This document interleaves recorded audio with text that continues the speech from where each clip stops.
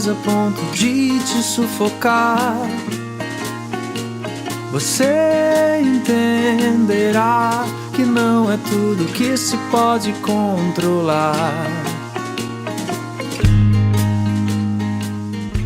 Olá, seja muito bem-vindo, muito bem-vinda ao podcast dos Burnoutados Anônimos, que é o grupo de apoio para pessoas que estão enfrentando a síndrome de burnout. A gente se encontra na última sexta-feira do mês, ao 12h30, horário de Brasília. E o Burnoutados Anônimos é um grupo de apoio gratuito, confidencial e sem fins lucrativos ou comerciais.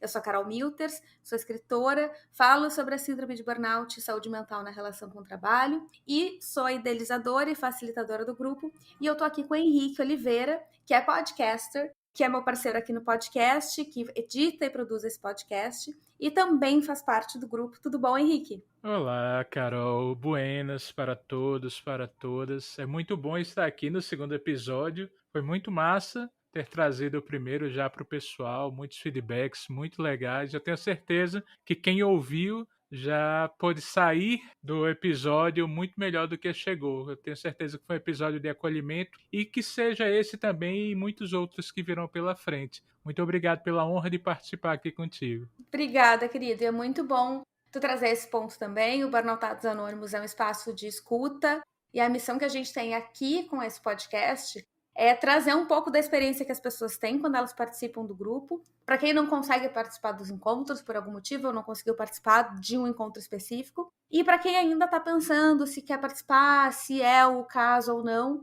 para ter um pouco da experiência, porque eu acho que é super importante a gente ter esses espaços mesmo de acolhimento, da gente sentir que as coisas que a gente está passando, né, as nossas emoções, elas não são besteira, não são frescura.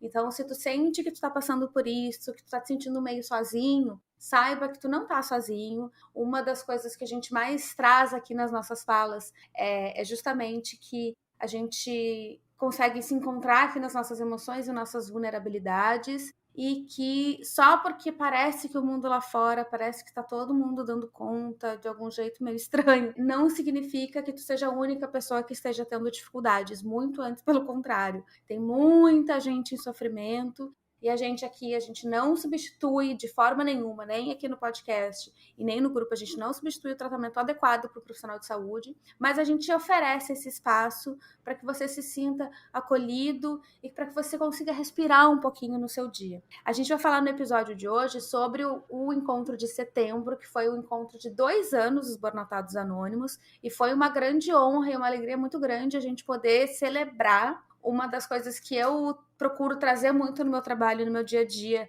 que é um dos grandes aprendizados que eu tive com o burnout, foi aprender a celebrar todas as conquistas, pequenas, médias ou grandes. E eu pude celebrar com as pessoas que estavam no grupo. A gente teve em torno de 40 pessoas no encontro de setembro. Foi muito bonito.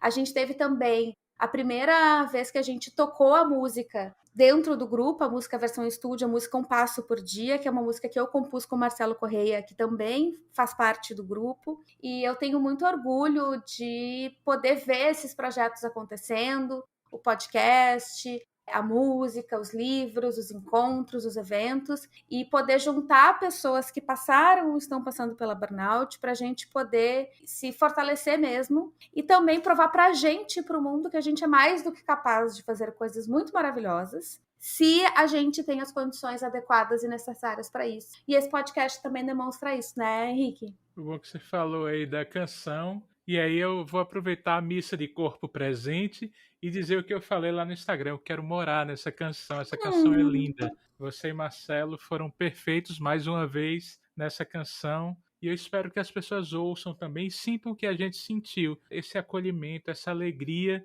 de saber que a gente não está só. Você falou a questão da emoção. A gente não pode negligenciar nossas emoções. A gente que passa por essa questão do burnout, eu acho que a gente é meio que 75% emoção às vezes, e a gente não pode negar isso, a gente tem que entender as nossas emoções para depois a gente conseguir chegar no equilíbrio e poder viver bem. E isso é o que nos fará pessoas melhores, não para o mundo, mas para nós mesmos. Saber que as emoções que a gente sente, sejam aquelas chamadas emoções boas ou ruins, que a emoção não tem isso, depende do que a gente faz através do que a gente sente, então que a gente possa ser amigo das nossas emoções também. Que a gente possa sentir e não se sentir culpado por isso.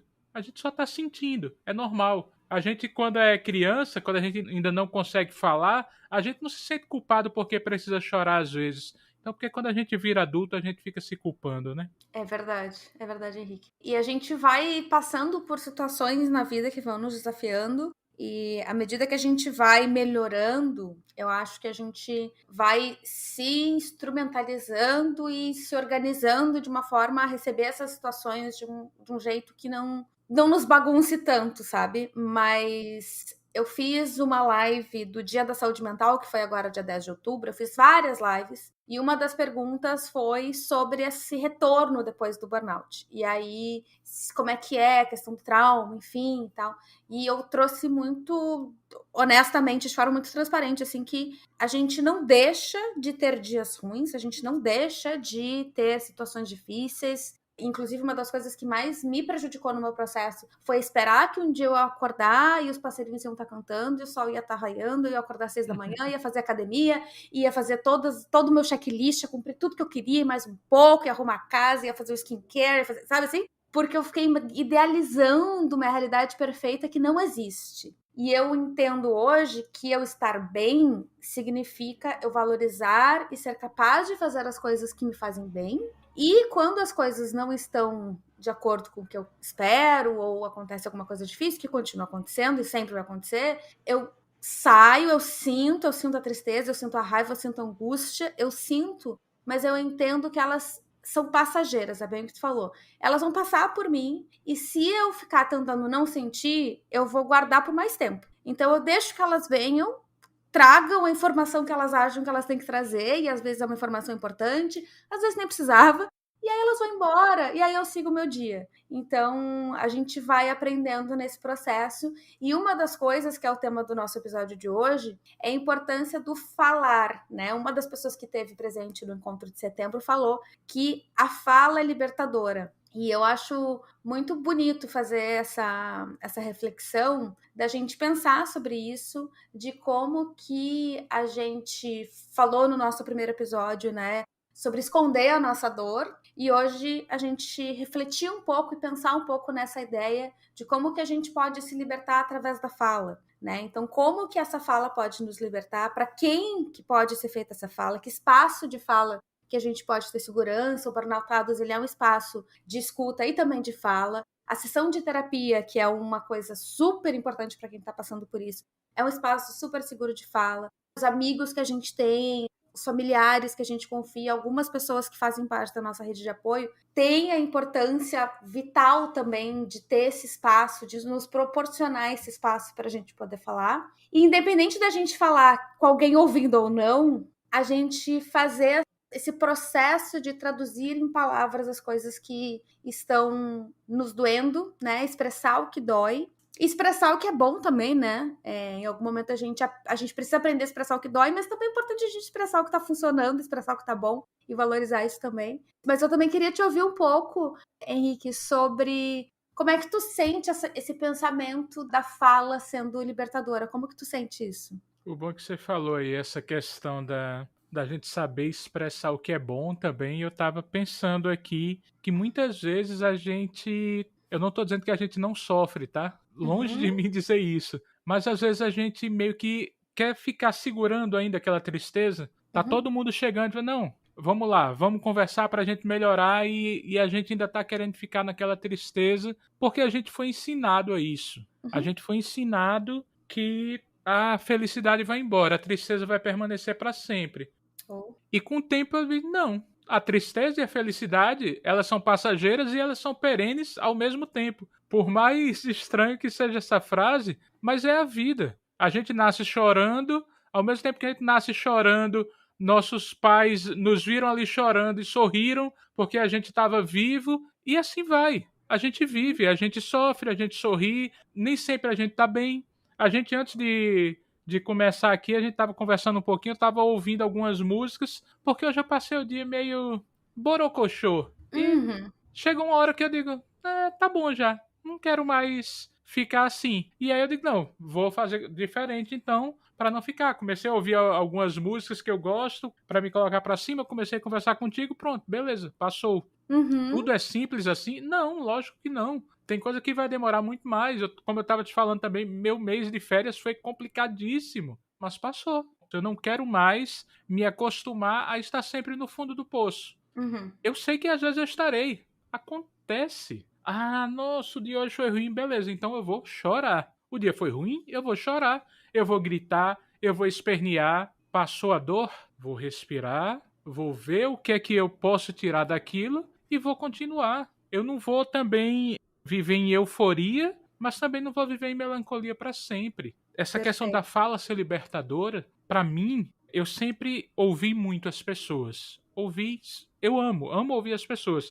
Comecei um podcast até por causa disso. Mas chegou um dado momento da minha vida que eu digo, ei, eu também quero ser ouvido. Eu não quero só ouvir as pessoas, eu também quero ser ouvido. A partir do momento que eu comecei a dizer eu também quero ser ouvido, várias pessoas não quiseram mais continuar. Porque elas só queriam vir, depositar, tomar o me escute, acabou, eu vou embora. E aí, quando eu queria falar, cadê as pessoas? Hoje meu grupo é muito menor. Meu grupo de amigos é muito menor. Mas eles chegam para mim e dizem, Henrique, o que é que está acontecendo? Você está diferente. Ocorreu alguma coisa? Não são mais aquelas pessoas que dizem, e aí, como é que tá? E quando eu começava a dizer, eu tô...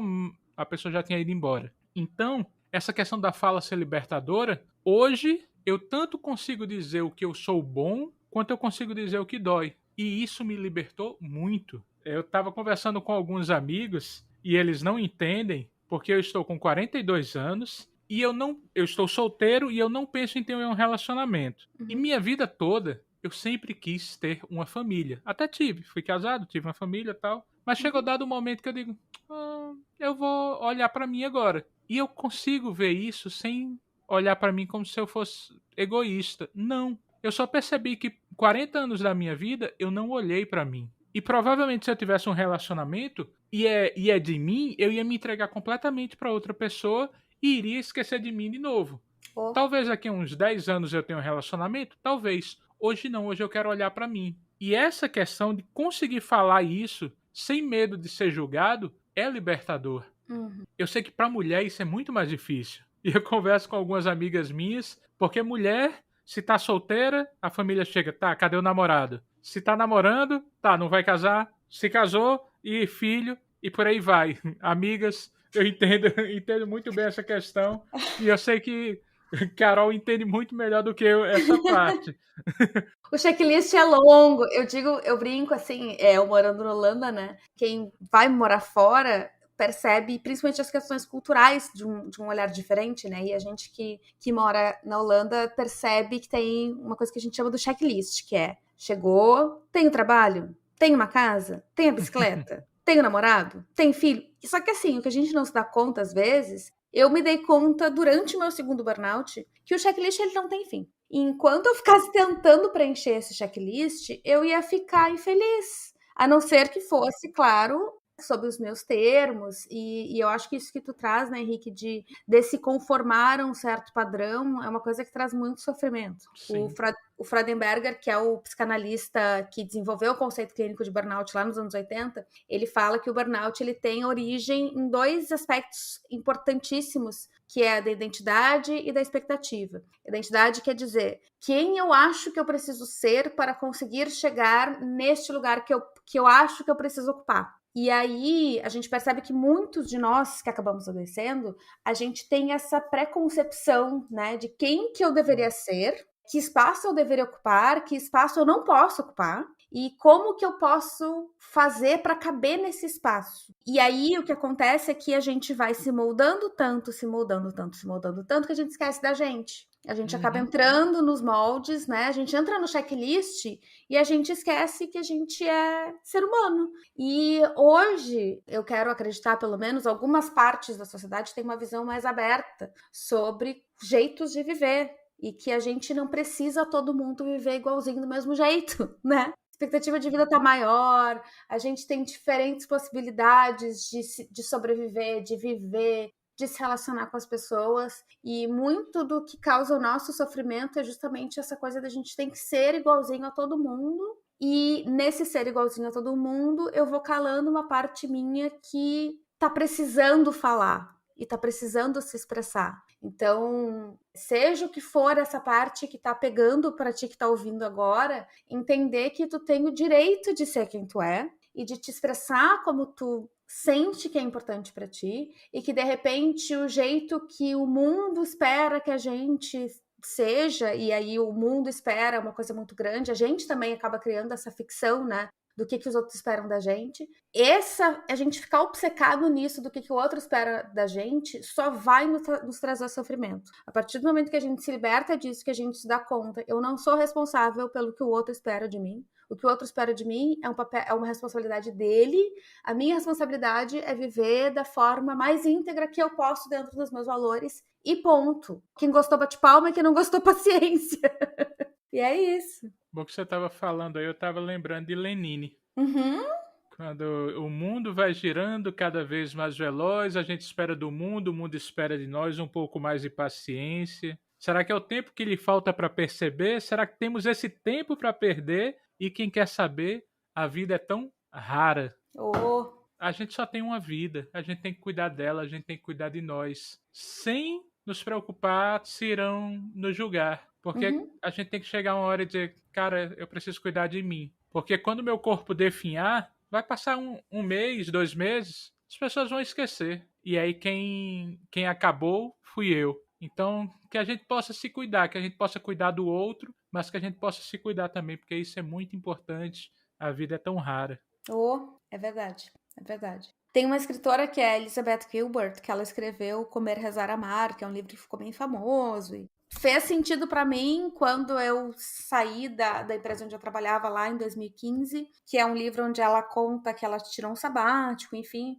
Eu não entendia que era burnout, eu achei que eu estava fazendo um sabático, e de certa forma também era, mas enfim. Mas ela é uma pessoa que tem algumas falas que são muito interessantes. E aí, numa entrevista que ela deu, ela falou que, enquanto estava falando, eu estava me lembrando desse conceito dela, que é uma coisa que me ajuda muito também. Ela fala que tem assim, a gente enxerga os números, tem os números relativos. Então, a gente tem do 0 ao 5, por exemplo, e depois tem do 0 ao menos 5. A distância do 5 negativo para o 0 é a mesma do 5 positivo para o 0. Então, o que acontece? O 5 negativo é o fundo do poço. O 5 positivo é, no caso dela, que é uma escritora que se tornou best-seller e teve um filme adaptado com a Julia Roberts interpretando ela, era este momento, né? E aí o que ela diz? Ambos, o menos 5 e o mais 5, eles são equidistantes do 0, que é o eixo, que é o centro. Então, o que ela vai tentando cultivar na vida dela é entender que a vida vai te colocar tanto para o positivo quanto para o negativo. Tu vai ter um dia que tu vai lá pro menos 3, pro menos 4, pro menos 5, pro menos 1. E um dia que algo muito legal vai acontecer, que tu vai pro mais 2, mais 3, mais 5. Mas isso passa. E até as coisas boas nos tiram, às vezes, do eixo. Às vezes, até tanto quanto as coisas ruins. Então, às vezes, uma conquista que a gente tem acaba nos deixando, às vezes, arrogante, achando que a gente é melhor que os outros.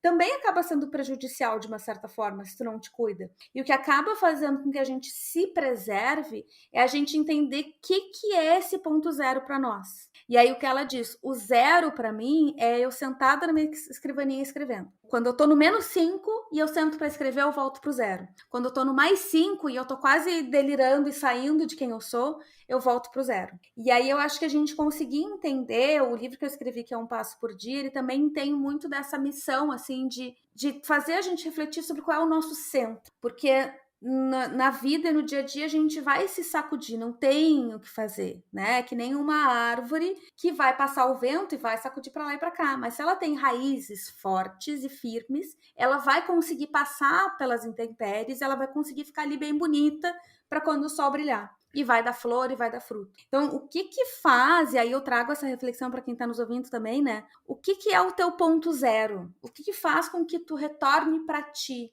Que lugar é esse em que tu consegue ser tu mesmo e que tu consegue te resgatar? Assim como a Liz Gilbert, para mim também escrever é um lugar onde eu me coloco no ponto 0. Quando eu faço yoga, isso também me ajuda muito, me coloco no ponto 0 no meu corpo. E alguns amigos, algumas pessoas próximas, conversar com meu namorado, conversar com a minha mãe, conversar com a minha irmã, com as minhas afilhadas, com algumas pessoas, me coloca de volta no eixo, assim. O que tu faz, Henrique, que te coloca de volta nesse zero? E terapia também, né? Obviamente. Tinha quase esquecido a terapia, que é importantíssima. O bom é que você estava falando, aí estavam passando vários pássaros aqui na minha mente. Estar com Tantim, e aí eu penso, óbvio, Tantim não é eterno, mas sempre haverá animais para eu poder me recolocar no meu eixo. Abraçar, eu sempre terei amigos para poder abraçar. Podcast me faz trazer para o meu eixo, para o equilíbrio. Eu passei 41 anos e meio mais ou menos, para descobrir no que eu era bom de verdade. E eu sou bom de verdade em podcast. E isso me fez ter equilíbrio. Acho que o meu estava no -10, não estava no -5.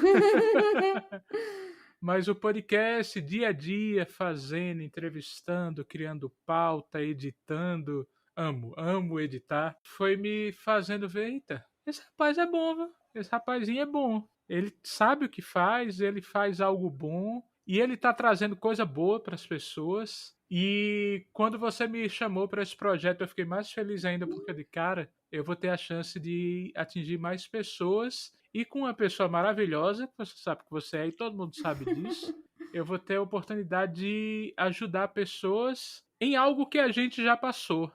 Então, essa questão do poder fazer algo por alguém me coloca de volta no meu eixo de saber, por mais que às vezes eu não esteja bem, mas ainda tenho coisa boa aqui dentro que eu posso trazer para as pessoas e posso ajudar essas pessoas. Eu acho que isso, de tudo, é o que me faz mais ficar no eixo, é poder ajudar, seja alguém próximo a mim, seja alguém que simplesmente está próximo naquele momento, mas poder fazer algo pelo outro e depois ver essa pessoa sorrindo e dizer, poxa, que massa, essa pessoa conseguiu. Isso me coloca de volta no eixo. O Burnoutados Anônimos me coloca no eixo enquanto estava falando do ajudar o outro também. Fiquei pensando nisso, assim. O Burnoutados me coloca muito no eixo dos dois lados. E eu já percebi que em meses até agora, a gente teve 25 encontros. E aí em meses, eu tô me lembrando aqui de momentos assim. Teve um mês que eu tinha pego Covid, que fazia uma semana que eu tinha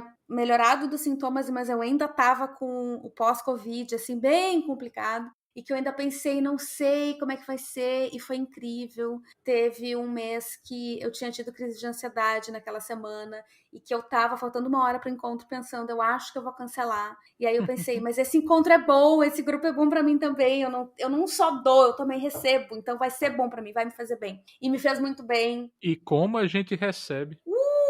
Nossa. Eu que tô ali, fico impressionada, assim. E acompanhando esses 2 anos e entendendo também que é muito terapêutico, para mim, principalmente, porque eu sou uma pessoa que eu tenho muito fascínio pelos novos projetos. Então, eu começo uma coisa e eu tô ali, e aí quando ele já virou um projeto que já tá ali, tá ali, virou paisagem, eu vou perdendo interesse. Então, eu consegui manter o interesse no grupo e eu consegui entender o quanto que é saudável para eu me envolver. Muitas vezes, eu não lembro se eu comentei isso no episódio passado, mas assim, muitas vezes acontece de as pessoas me perguntarem, mas por que você não faz outra sessão do Burnoutados? Por que é uma vez só por mês? Só, entre aspas, né? E eu digo, é o que eu sei que eu consigo fazer, e eu sei que fazendo uma vez por mês, 2 horas por mês, neste horário, eu vou conseguir fazer por 10 anos. Eu posso tentar me aventurar e fazer 5 Burnoutados Anônimos em minha semana, e aí eu nunca mais vou voltar a fazer porque eu me conheço. Então, a gente conseguir entender essas diferentes variáveis, assim, né? Hoje eu já não penso mais tanto, apesar de ser o meu impulso, meu piloto automático, né? Eu vou me atirar nesse projeto aqui, vou fazer. Eu hoje já me cuido mais e já penso, como que eu consigo fazer isso ser sustentável? De que forma que eu consigo me relacionar com essa atividade, com esse projeto, de modo que eu não me entedie daqui a um ano, de modo que eu consiga continuar fazendo, principalmente porque tem uma responsabilidade quando a gente fala com pessoas que estão passando por isso, né? Que eu não me sentiria bem de fazer 1 ano, 2 anos de burnoutados, depois gente, agora não tem mais porque enche o saco. Porque tem gente que gosta e que precisa disso. Eu entendo que é um papel que não é ele não substitui o tratamento, enfim. E é importante a gente também, quando vai ajudar as pessoas, não se colocar nesse papel de herói, de uau, né? Como eu sou importante, porque isso prejudica tanto o que tu vai ajudar para a pessoa, quanto a ti mesmo, tu acaba te colocando, né? Te cobrando demais. Então, entender que é uma coisinha só, pequenininha, e que é uma coisinha pequenininha e que faz sentido, mas de ter responsabilidade com isso também, né? Teve uma sessão de terapia que eu fiz esses tempos, justamente sobre o mas é só isso, que foi muito reveladora para mim, assim, porque eu sempre fui de fazer muito e de entregar muito, né? Então, assim, eu vou fazer um projeto e eu faço 10 vezes mais do que precisa, eu entrego 10 vezes mais do que precisa. Uhum. E na terapia a gente falou muito sobre esse medo do entregar, a pessoa me olhar e dizer, mas é só isso. E o grupo tem sido esse apoio que eu tenho tido, essa comprovação terapêutica que eu tenho tido, de que se alguém vem e me diz, mas é só isso, é só uma vez por mês, é só, né? É só online, não tem WhatsApp, e aí perguntar todas as coisas que o grupo não tem, e eu ter muita consciência e dizer, sim, é só isso. Se pra ti isso é pouco, não é um problema meu. De novo, aquilo que eu tinha falado antes, né? Eu não tenho responsabilidade sobre as expectativas dos outros. E a gente conseguir se dar conta disso no nosso processo é tão importante, né, Henrique? Demais, A gente demais. se lasca tanto nessa que, assim, se tu tá ouvindo, reflita sobre isso, escreva sobre isso, porque, assim, isso vai te dar uma vantagem importante aí nesse teu processo, porque a gente vivenciou isso bastante, já sofreu bastante com isso. E eu acho que a gente tem que aprender uma coisa. Ainda continuando na questão da fala ser libertadora, quando alguém chegar. E para quem tem burnout sempre é complicado, porque normalmente quem tem burnout é acostumado a fazer muito. Então quando a gente ouve é só isso, parece que é o diametralmente oposto, é totalmente oposto. Só que a gente tem que aprender o seguinte: quando alguém chegar e disser é só isso, você diz não, não é só isso, é isso. Não é que é só isso, é isso. As pessoas têm que se acostumar também que, mas é como a gente falou como você falou do checklist.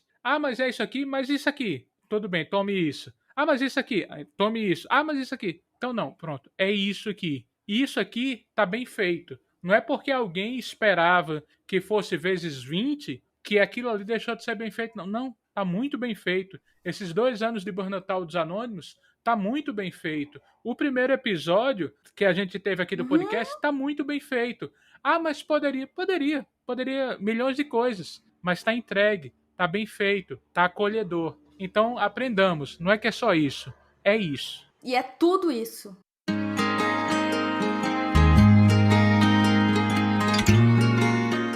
Tudo isso. É tudo isso. É parte de quem a gente é, o nosso trabalho é parte de quem a gente é. E também é um aprendizado que a gente vai tendo de entender que o trabalho, ele é parte de quem a gente é, mas ele não é a gente. Então, cada episódio que a gente fizer do podcast, cada encontro do grupo, eu tenho os meus livros, o teu podcast também, cada coisa que a gente entrega para o mundo, ele é parte de quem a gente é, mas ele não é a gente. Então, a gente também estar disposto a entender que as pessoas talvez não gostem do nosso trabalho. E tudo bem, ninguém é obrigado a gostar. O meu primeiro livro, eu não publiquei quase, porque eu comecei a entrar nessa do, mas quem é que vai querer ler? Quem é que vai gostar? Quem é que não vai?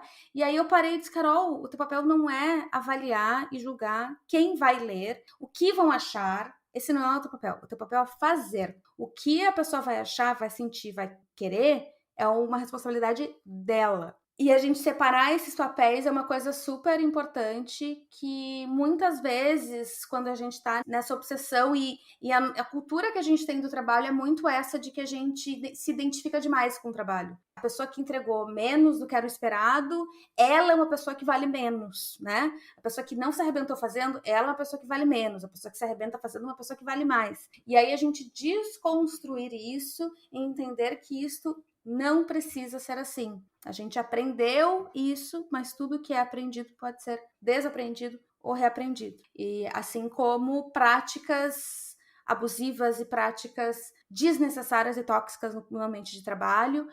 Eu tenho interagido mais com organizações agora e tenho percebido como que a gente tem normalizado, que era uma coisa que eu já sabia pela minha experiência, mas eu passei um tempo meio longe dessa realidade e conversando basicamente com quem está passando por burnout e conversando com quem já está estudando isso. E aí hoje eu tenho meio que conversado com pessoas que estão meio que fora dessa bolha, interagido de outras formas, e eu tenho percebido como que as pessoas, elas não têm noção não tem noção de como é que se conversa, de como é que se relaciona. Elas acham que é normal ligar 15 vezes para uma pessoa antes de uma reunião, para garantir que ela esteja numa reunião.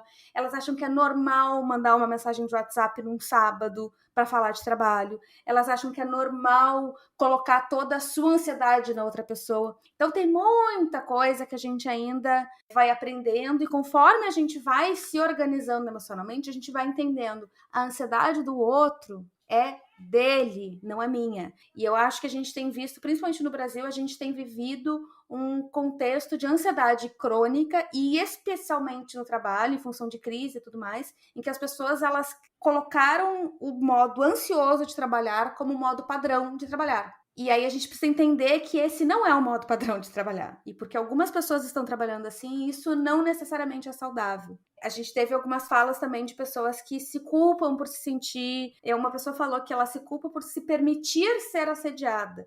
E a gente falou sobre isso no encontro também, enfim. A gente fala também bastante sobre assédio e traz também, né, Henrique, essa questão de que ambientes saudáveis não adoecem pessoas, né? E que o burnout não é uma questão do indivíduo, o burnout é um conjunto de fatores, um conjunto de atores, né? Uma pessoa ela não adoece sozinha, ela não inventa um burnout da sua cabeça e do seu corpo, ele é resultado de uma soma de coisas que tem a ver com a sua própria predisposição e história, tem a ver com o ambiente onde ela está e tem a ver com a cultura que a gente tem do trabalho. Então, a gente entender que o assédio não é aceitável e que ele não é normal e que algumas condutas que a gente tem percebido no trabalho hoje, que a gente normalizou, não são normais. É interessante você falar essa questão do normalizar. Uma das coisas que se colocam cultura organizacional é que a cultura organizacional, você vai vendo o que vai acontecendo na empresa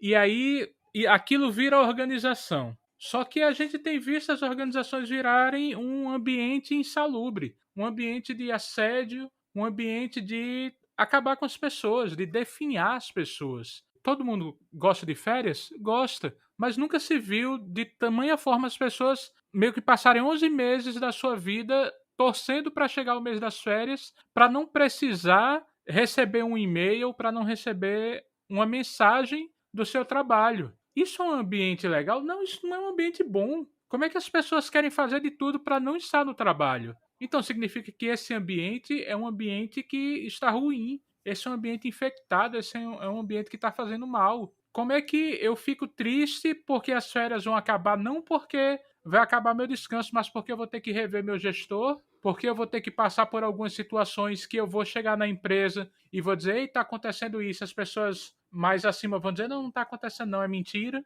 Você está fazendo corpo mole. A gente tem que mudar isso, a gente não pode mais simplesmente aceitar as coisas como estão, a empresa chegar, enfiar a goela abaixo, vai ser assim e pronto. Não, a gente tem que começar a mostrar que nossa força de trabalho também é importante. Quase um discurso socialista, mas que é necessário esse discurso nesse momento. A gente tem que entender e a gente tem que mostrar para quem está acima nas organizações, hierarquicamente falando, que sem a nossa mão de obra, as empresas param. Ah, mas você vai ser demitido, tem milhões lá fora. Um momento vai chegar que esses milhões lá fora também vão se posicionar, vão passar por uma entrevista, por uma dinâmica de emprego e vai dizer, obrigado, eu não quero trabalhar nessa empresa. Essa empresa não me satisfaz. As pessoas têm que prestar atenção nisso. Um salário mínimo, 2 salários mínimos, sei lá quanto você vai receber, não vale a pena pelo tanto que você vai gastar, pela sua saúde mental estar acabada. Se você for ver quanto você vai gastar num psiquiatra, psicólogo e tantas outras coisas, você vai ver que algumas empresas não valem a pena. E essas empresas têm que mudar. Então é importante que a gente se entenda como trabalhadores. Fiz uma live com a Alda, que é psicóloga do trabalho, e a gente fez uma live na semana, no dia 13, eu acho, de outubro. A gente vai fazer um curso juntas no final do mês sobre síndrome de burnout, e ela tem doutorado em saúde do trabalho, enfim, é uma pessoa super referência, e ela mesmo sendo psicóloga do trabalho e atuando na clínica, e atuando com consultoria em organizações, ela também fala sobre isso. A gente precisa se lembrar que nós somos trabalhadores e que, como trabalhadores, nós somos parte de um coletivo. E eu acho bem importante a gente trazer esse ponto também, né, Henrique, que o grupo acaba sendo, de uma certa forma, uma forma de organização entre tantas possíveis e que vai contra esse discurso hegemônico de individualizar. A individualização e esse culto à competição no trabalho, ele faz parte de um projeto de fazer com que a gente se esgote trabalhando, que a gente se arrebente trabalhando, para que poucas pessoas tenham os recursos e poucas pessoas tenham lá muitos rendimentos e continuar perpetuando essa desigualdade. E aí, a gente não se organizando, a gente não batalha, a gente não tem força para lutar por condições mais justas. Se tá cada um cuidando do seu, a gente tá muito distraído, trabalhando, se arrebentando e achando que a gente precisa fazer mais do que o vizinho para conseguir pensar, mas esse vizinho tá comigo, ele não é meu inimigo. E a natureza do estresse é a sensação de ameaça. Uma das coisas que acaba proporcionando o estresse crônico nas organizações e no ambiente de trabalho é justamente essa cultura de competição, de achar que o meu colega, ele quer tomar o meu lugar, e muitas vezes ele quer, porque a gente acaba sendo ensinando dentro da organização que tem espaços reduzidos e que só tem vaga para um, e que só tem espaço para um, que só um pode falar, que só um pode subir, que só um pode ser promovido. E isso acaba fazendo com que as pessoas, ao invés delas se juntarem, elas se separem e elas se enfraqueçam, né? Emocionalmente, coletivamente. Então, fica também a reflexão e a valorização desses espaços em que a gente se une e que a gente se fortalece. Porque uma coisa é a Carol falando do como que isso não tá certo. Aí, se eu me junto com psicólogos, com neurologistas, com profissionais de saúde, com profissionais do direito e digo, olha, gente, isso é o que tá acontecendo, o peso é outro. Uma coisa é o Henrique dizer, gente, isso aqui não tá certo. Aí outra coisa é o Henrique com todos os seus colegas, ou boa parte dos seus colegas, chegar com um abaixo-assinado, chegar, sei lá, com um documento dizendo, gente, isso aqui está inaceitável. E hoje isso é quase impensável, né, Henrique? Porque a gente acabou normalizando, entre tantas coisas, a gente acabou normalizando essa competição. E aí também entrando na questão de machismo, eu tive muitas experiências de observar como que a estrutura organizacional coloca mulheres para competirem entre si e cria essa situação de que só existe lugar para uma mulher na empresa, né? E que só pode ter uma mulher que tenha uma posição de liderança, e que a mulher que está no mesmo nível que tu, ela é tua competidora, ela é tua adversária, ela não está trabalhando contigo. E aí só isso aí já dá pauta para outros 3, 4 podcasts. Mas da gente se dar conta que quando a gente muda o espírito da competitividade para o da colaboração, um dos reflexos é que o nosso estresse também diminui, porque a gente sai da sensação de ameaça e passa para uma sensação de acolhimento. Então fica aí essa reflexão. Eu acho que eu sou um romântico, mas eu consigo ver, sabe aquela luzinha lá no, tá longe, tá longe. Eu tô com miopia, ainda sem óculos, mas eu já consigo enxergar uma luzinha. Por mais que às vezes, e quem está nos ouvindo vai se identificar muito provavelmente com isso, infelizmente, você chegue num psicólogo e o psicólogo diminua o que você está sentindo. Isso não é burnout não, porque eles não se prepararam para identificar o que é um burnout. Então, por isso, não tenha medo de ir em outros psicólogos, outras psicólogas. Não aceite simplesmente aqueles psicólogos que são alinhadérrimos com as organizações, que vão fazer de tudo para que você ache que tudo que você está passando o problema é seu e não da organização. Como Carol bem falou, uma organização saudável não adoece ninguém. Mas uma organização doente, você vai perceber que não é só você que está com burnout, é seu colega do lado, é outra pessoa que você nem conhecia, mas você diz, cadê a pessoa? Ah, tá com burnout, tá afastada, e por aí vai. Então, é necessário que a gente se posicione. Quando eu falo que eu sou um romântico, que eu consigo enxergar uma luzinha no fim do túnel, você falou do machismo, eu trago a pauta para mim do racismo. Hoje em dia, como negro, a gente já consegue fazer algumas coisas. São muitas não, são pouquíssimas, mas a gente já consegue fazer algumas coisas. Eu já consigo gritar e não ser taxado como louco, porque quer que tente chamar de macaco? É só uma brincadeira? Não, não é uma brincadeira. Isso faz mal. Diminuir uma mulher, colocar uma mulher no mesmo patamar e ela receber 40% do que um homem, isso faz mal. Mas a gente tem que começar a dizer, ei, não. Por isso que é tão importante o Burnout Aldous, porque não é só uma pessoa falando. A voz de Carol é muito forte, mas a voz de Carol está muito mais forte porque tem muito mais gente com ela. Tem uma nuvem enorme de testemunhas com ela. Tem uma nuvem enorme de pessoas que estão andando junto e dizendo, ei, eu não quero simplesmente ser diagnosticado com burnout e acharem que o problema é meu. Não, vamos fazer diferença. E a gente está começando a fazer diferença. Aplaudo também Isabela Camargo, que está fazendo um trabalho importantíssimo, e tantas outras pessoas que têm reagido e dito, ei, a gente vai parar. Talvez seja, se não me falha a memória, são as tâmaras, que dizem que quem planta tâmara não colhe tâmara, pelo tempo que ela demora para ser colhida. Mas esse fruto será colhido. Talvez não seja por mim, talvez não seja por você, mas esse fruto será colhido. A gente está fazendo uma parte muito difícil, a parte de plantar, a parte de correr atrás do terreno para plantar tâmara. É muito difícil, é muito complicado, mas esse fruto vai ser colhido. Maravilhoso. E essa tua última fala, que eu amei, me lembra muito a abertura do É Tudo Pra Ontem, do Emicida, que é o documentário que ele tem no Netflix, que ele abre falando o ditado iorubá, que é Exu matou um pássaro ontem com uma pedra que só jogou hoje. E aí a gente planta para nem saber se vai colher, e a gente planta também por quem não teve. Exatamente, é pelo coletivo. É.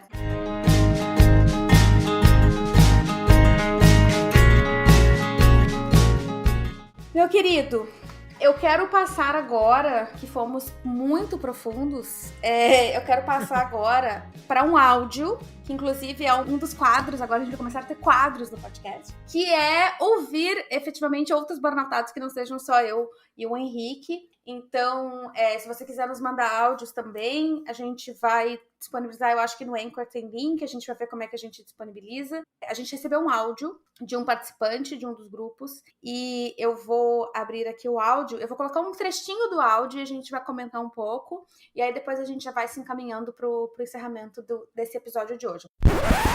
A minha coordenadora falou assim, olha, e eu vou te passar também para assistente social. Essa mulher me ligou um dia fora do horário, olha só a mancada dela já, né? Era tipo fora de expediente, 7 da noite.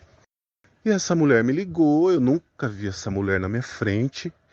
E ela meio que fez uma sessão de terapia, ela é assistente social, ela não faz sessão de terapia. E ela começou a fazer uma lista para mim, assim, de coisas que eu deveria fazer. Que era culpa minha esse negócio, que o meio onde eu estava inserido não tinha absolutamente nada a ver com o que eu estava sentindo. E aí, num dado momento, ela falou, de que signo você é? Eu falei, eu sou de Aquário. Ela falou assim, nossa, eu nunca conheci alguém de Aquário que não trabalhasse tanto quanto você. Então isso é sim uma característica sua. Ou seja, você é assim, é o seu signo, cara. Então você vai se f*** inteira. A gente não tem nada a ver com o seu signo. Você nasceu assim e foda-se. E aí? Você é de Aquário, então o pessoal que tá nos ouvindo, quem é de Aquário está lascado, está condenado. O pior é que eu escutei esse áudio e fiquei pensando que ela ia dizer que gente de virgem é que tinha mais burnout, porque eu sou de virgem, tu também é, né, Henrique? Aham. E eu disse pra ele, o pior é que nem falar do signo certo ela falou. Esse é o caso da desastróloga, e aí a gente convida aí quem estiver nos ouvindo para mandar suas histórias. É claro que a gente vai escolher uma ou outra para colocar no podcast, a gente vai avaliar e vai preservar a identidade das pessoas, mas para dar um exemplo assim de como é doido esse processo e como a gente tem que passar por coisas às vezes e por profissionais que não necessariamente são muito qualificados, ou eu diria bem pouco qualificados. E o que fica também, assim, além da coisa estapafúrdia de uma assistente social de uma organização fala de signo, que é completamente descabido, ela usar o signo como uma justificativa para o adoecimento dele, né? Então, assim, não, mas tu tá adoecendo por causa do teu signo, né? Tu trabalha muito e tu tem essa característica que é um problema teu, que é o que a gente vinha falando antes, né, de como é importante a gente se organizar, porque quando a gente não se organiza, a gente entra nesse tipo de narrativa que individualiza, que diz, não, mas é que tu é muito perfeccionista, não, mas é que tu já tinha ansiedade antes, não, mas é que, na verdade, aconteceu um problema na tua família, tu não tá adoecendo porque a gente é uma empresa que tem práticas abusivas, antiéticas e nada funciona. É que tu tem um problema e essa narrativa, né, de as pessoas, elas precisam estar funcionando 100% e quem não está funcionando 100%, exatamente de acordo com o que se espera, a gente afasta e a gente troca por alguém que esteja funcionando 100%. E é uma linha de montagem de pessoas, né? Uma máquina de moer pessoas. E enquanto a gente tiver esse tipo de coisa acontecendo, a gente vai continuar adoecendo e a gente vai continuar não tratando as pessoas. E essa pessoa que mandou o áudio vai ser a primeira de muitos dentro dessa organização. Ele certamente não foi o primeiro a passar por isso e ele certamente não será o último. Eu queria aproveitar e incentivar o pessoal, como você falou, a mandar áudio. Por que você teve burnout? Qual foi a justificativa da sua empresa? É porque você é canhoto? É porque você... É porque você usa brinco só do lado direito e teria que usar do lado esquerdo também? Porque assim, a empresa vai usar qualquer coisa para justificar isso. Ah, não. É porque você se doa demais no trabalho. Ou é porque você não está se doando tanto. Ou talvez é porque você se doe como todo mundo e isso faz de você diferente. Não, pera, calma. O que é que tá havendo? A empresa nem nota os absurdos. Essa fala do nosso amigo aí, a pessoa entra em contato fora do horário de trabalho, um assistente social se utilizando de desastrologia, como ele fala, para justificar algo. Você sabe quando você coloca assim o John Travolta, fica olhando de um lado para o outro, o que está acontecendo aqui? O que está acontecendo? E às vezes você não consegue nem responder de tão ridículo, de tão absurdo que é. Você só olha e diz, não, pera, essa pessoa vive no mundo da lua, como a gente dizia antigamente. Essa pessoa está fora da realidade por algum motivo, sei lá, organizacional. Então é melhor nem... Uma coisa que minha mãe dizia, é melhor não contrariar. Tem algumas pessoas, não, deixa. Melhor não contrariar. Então manda áudio de coisas que você passou pra gente colocar aqui, porque algumas coisas são tão absurdas que merecem ser ouvidas. E pra gente conseguir ter, assim, né, coletivamente um senso do que é o absurdo. Porque isso é absurdo e provavelmente dentro dessa organização isso não é absurdo, isso é normal. E a gente entender o que é normal e o que é absurdo, porque eu acho que a gente normaliza os absurdos e a gente tem vivido em tempos em que são tantos absurdos diariamente, tantas violências diárias em tantos aspectos e âmbitos da nossa vida, que parece que isso, não, mas isso aí não é nada. E aí a gente ri para não chorar, né? Porque a única defesa possível nesse momento é rir, entrar com um processinho, né? E conseguir efetivamente entender que isto é uma abordagem totalmente equivocada. E aí, por isso que é importante também a gente ter informação. A Isabela Camargo, que é uma pessoa que tu mencionou, é uma pessoa que fala muito também sobre saúde mental no trabalho, fala muito sobre autocuidado, ela entrevista profissionais, tem muitos profissionais que estão nas redes, lá no meu site, carolmilters.com, tem uma relação de vários profissionais que falam sobre saúde mental. Se informe, porque às vezes a gente acha que a gente tá lidando com alguém, conversando com alguém que sabe o que tá falando e daqui a pouco a pessoa fala uma coisa que fica, eu acho que a pessoa não sabe. Então hoje a gente tem informação à disposição, a gente tem informação demais à disposição, na verdade, mas à medida que tu vai encontrando pessoas em quem tu confia e que apresentam a origem do que elas estão falando, as referências do que elas estão falando, que conversam com profissionais da área da saúde, que tem uma atuação sólida, que tem uma seriedade no que falam, começa a entender assim, eu posso confiar no que essa pessoa está dizendo e isso te instrumentalizar para que tu possa realmente reivindicar e te posicionar, porque efetivamente a gente precisa se cuidar para que a gente possa ir construindo o nosso lugar e não se deixar levar por essas desastrólogas que o mundo nos atira. Esse nome é perfeito. É, né? Eu adorei também. E aí, Henrique, a gente já vai encerrando aqui, e aí eu quero te agradecer pela parceria aqui em mais um episódio, agradecer quem está nos ouvindo. E aí tem uma fala de uma pessoa que participou do encontro de setembro que diz: eu aprendi a esperançar na essência do meu ser, da minha identidade. Eu não sou e não serei resumida à minha funcionalidade. O verbo esperançar é um verbo muito importante e que eu acho que tem sido cada vez mais urgente, né, Henrique? Nos nossos contextos sociais, individuais, emocionais, políticos e econômicos e tudo mais, e que a gente realmente precisa esperançar. Esse podcast, além da gente falar do difícil, a gente também traz a esperança por uma relação de trabalho que seja mais saudável, que seja mais justa. A gente traz as reflexões de quem está passou por isso, para que a gente consiga encontrar sentido nisso e que a gente consiga facilitar o caminho para quem vem na nossa frente. Agradeço muito a quem tá escutando, nos marque a gente, compartilhe esse podcast com todo mundo que tu conhece, com os amigos, com os inimigos, com os chefes, com as assistentes sociais e com as desastrólogas. O encontro de outubro vai ser no dia 28, sexta-feira, 12h30, horário de Brasília, em burnoutadosanonymous.org. Tem todas as informações, tem também o podcast, tem as anotações dos últimos encontros e tem a inscrição. As inscrições estão sempre abertas, as portas estão sempre abertas e o grupo é confidencial, gratuito e sem fins lucrativos. Henrique, obrigada por mais um episódio. Eu que agradeço. Vamos esperançar. Perfeito. Obrigada, gente. Até o próximo e se cuidem bem. Quando tudo for demais a ponto de te sufocar, você entenderá que não é tudo que se pode controlar. Essa armadura é uma armadilha pra esconder o que passou, mas não é por acaso que sentimos dor. A dor vem para lhe mostrar que você não está inteiro. Seu corpo é mensageiro, então passe a escutar.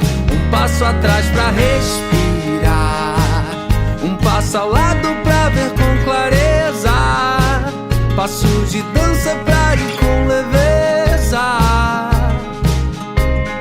Passo pra acreditar que isso tudo vai passar.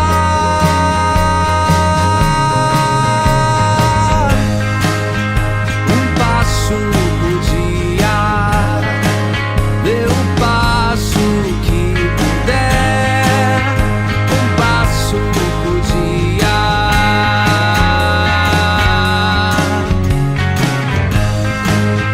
Um passo por dia. Se chega onde se quer.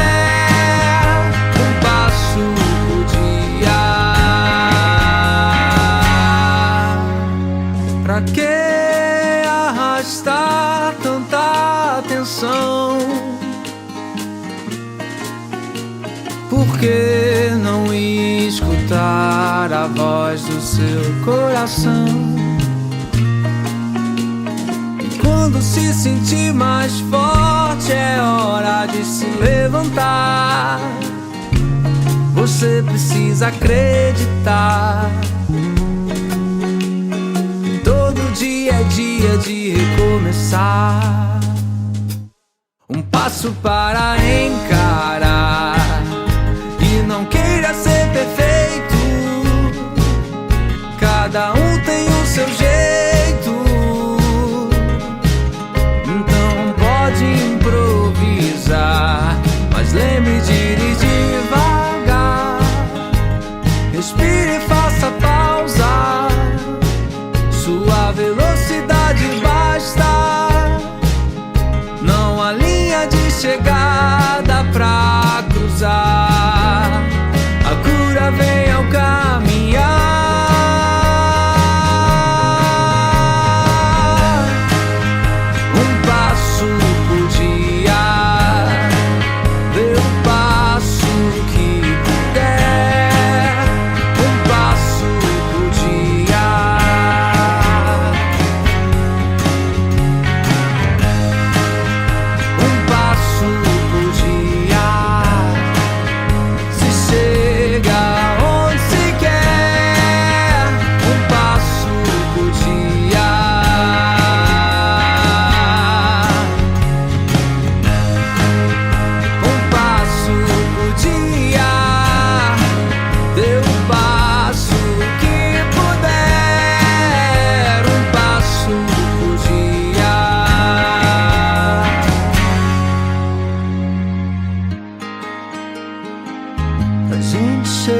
chega lá, a gente chega lá, a gente chega